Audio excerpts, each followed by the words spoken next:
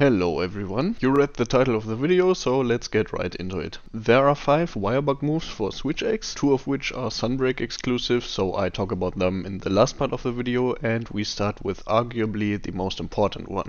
The Wirebug Reload. Seems pretty simple. It repositions you to any direction you want and reloads your switch gauge by about 50%, as well as making it infinite for roughly 5 seconds, indicated by the green glow of the gauge. But there is more, almost secret stuff to know here, like this. The startup animation has iframes, meaning you can dodge attacks or roars with it. It takes some practice, but you should for sure learn it. I still use it on a regular basis, 1000 quests with Switch Axe later. But it is not influenced by skills like evade window or evade distance. Learn to use it regularly and never run out of switch gauge again. The evade is just the cherry on top with this move. If you mistime it, you'll lose the Wirebug and don't get your reload, but never hold back on using it. I would also recommend completely filling your gauge back up after a fight. Your switch gauge recharges automatically, but only to about 75% of the entire gauge. Without the Wirebug reload, the only way to get a completely full switch gauge is by spamming morph attacks like an idiot, or spamming the 2-stage morph slash, which is a Sunbreak exclusive move. Next up, the Invincible Gambit, which is a case of false advertising. It hurls you forward in a knockback resistant state and strikes 3 times, ending in a big overhead slam. You take reduced damage, but you are not. If you can get the distance right, it can also be a good wake up hit or a never wake up again hit. The only secret I can think of is that you can change the trajectory while in the move, but you can change the direction of the final heavy slam at the end by about 90 degrees in both directions, so to left and right. Not really all too much of a secret, but this move is pretty straightforward, literally. So yeah, I don't use this one too often anymore because of the wonderful alternative you unlock later, the Soaring Wyvern blade.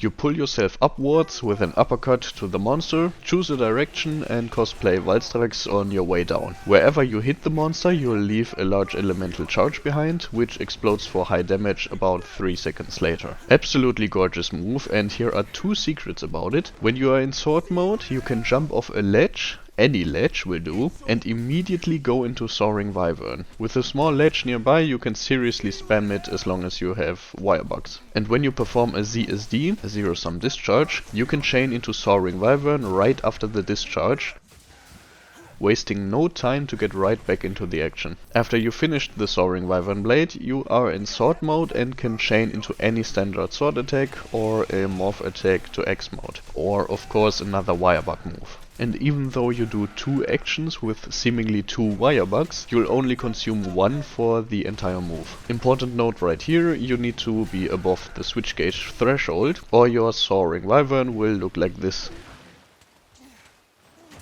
You'll perform it in Axe mode, which still looks really cool, but doesn't do nearly as much damage. Now we come to the Sunbreak exclusive skills, the first of which is the Wire Step. It is an evasive move and influenced by the skills like evade distance and evade window, but it has a lot of iframes by standard, so you don't really need it to be successful. You flank the monster in a 90-degree angle and avoid any incoming damage. It also puts you into Axe mode. This will be useful against monsters with large AoE attacks and can for sure save your life. If you play around with the trajectory and face different ways to be where the monster will be, you can surely get a lot out of this move, but otherwise there isn't too much here, to be honest. This one is pretty straightforward, like Invincible Gambit. It also replaces either Invincible Gambit or Soaring Wyvern. Last but certainly not least, we have the biggest addition ever to Switch Axe and the best defensive option for it as well, the Elemental Burst counter.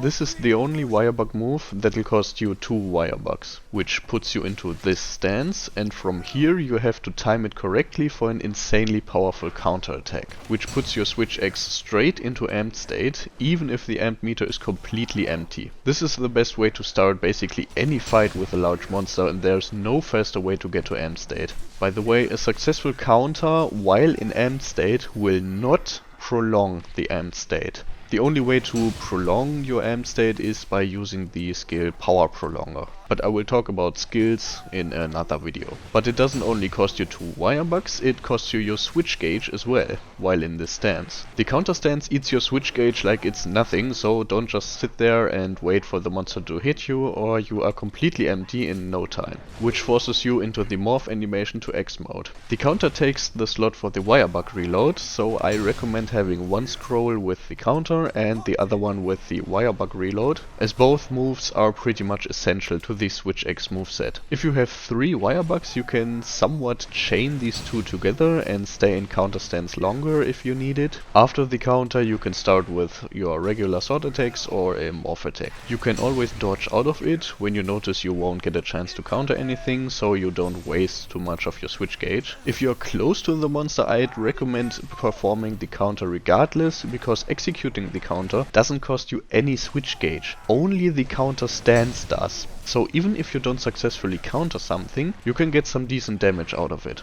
While performing the actual counter attack, you also take reduced damage for the duration of the counter, especially later with a lot of monsters having multiple strong attacks. This will be pretty useful. And there you have it, all 5 Wirebug moves explained in detail with all their secrets, that I know of at least. I hope you enjoyed, and check out my other guides as well. Happy hunting, guys.